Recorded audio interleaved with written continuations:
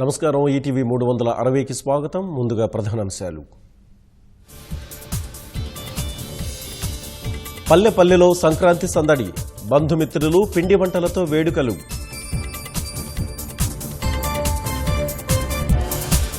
కోస్తా జిల్లాలో కత్తికట్టిన కోళ్లు, సుప్రీంకోర్టు ఆదేశాలు బేఖాతరు.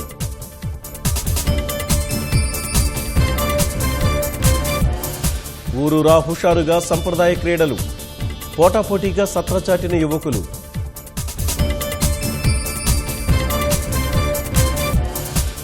హైదరాబాద్లో ఘనంగా కైట్ ఫెస్టివల్, ఆకాశంలో గిరికీలు కొట్టిన పతంగులు.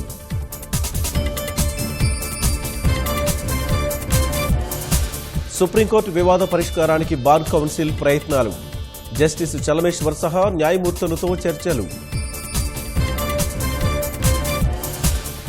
భారత పర్యటనలో ఇజ్రాయిల్ ప్రధాని నెతన్యాహు, వ్యాపార రక్షణ రంగాల్లో ఒప్పందాలకు అవకాశం.